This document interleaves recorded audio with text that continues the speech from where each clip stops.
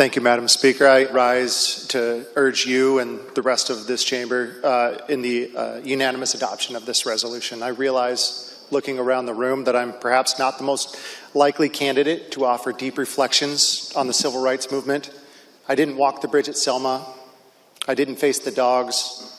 I wasn't even born yet. In fact, Madam Speaker, my mother wasn't even born yet. But I've been thinking a lot lately about the passage of time.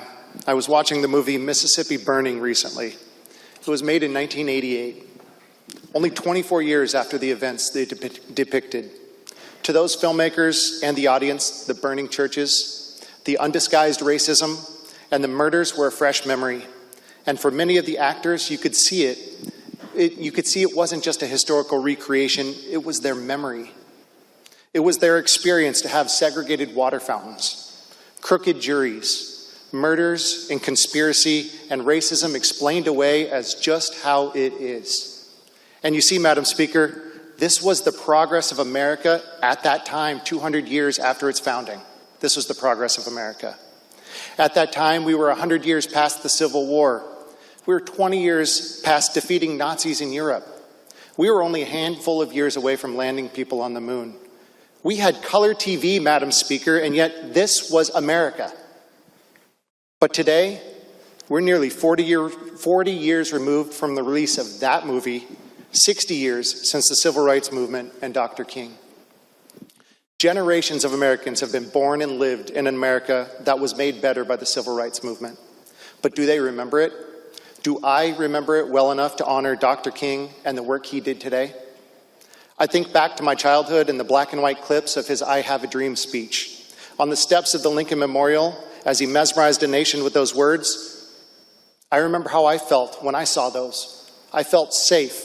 Those words, they felt inevitable. And I need to shake myself that to remember in their time those words were neither safe nor inevitable. So often Dr. King is distilled down to his speeches, his oratory skill. I sat down this morning and watched that same speech, mesmerized by the metaphors and the aspirational intonations. His dream, so profoundly stated, is a call for all of us to be better. But we and I must remember the nightmare. He was waking us from it. If we're ever going to recognize his dream, our shared dream, in its fullest, we need to remember that nightmare.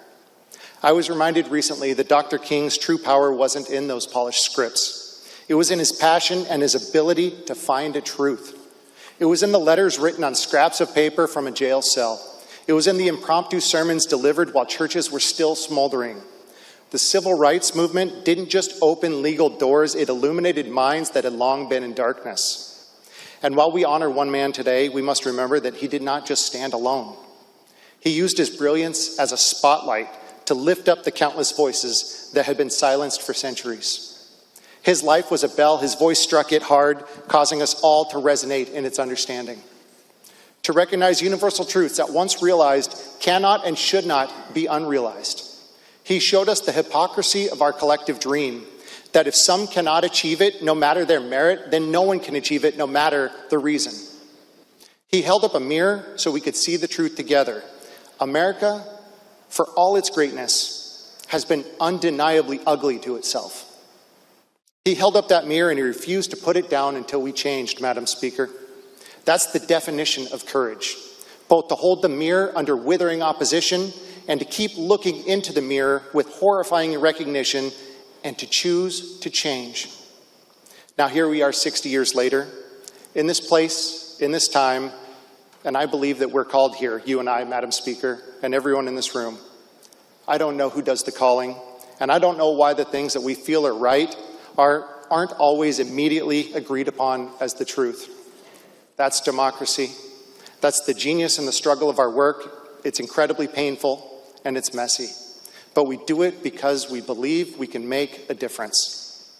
I was born into an America that had already reinvented itself, righted itself, and survived some of its own darkest chapters. And I live in an America where new chapters of shame get written every day, and new ways to stand back up get pulled into this world. Perhaps we're called here today to safeguard that resilience, to ensure that even when America is at its moral weakest, it still has the strength to do what's right. That's exactly what Dr. King demanded of us, that requirement to look into a mirror and change. In his most famous speech, Madam Speaker, Dr. King didn't call for a revolution against the American founding. He reminded us of America's promissory note. He quoted the Declaration of Independence right back at us, and he challenged us, insisting that we fulfill that promise. He reminded us that the American idea must be greater than the American flaw.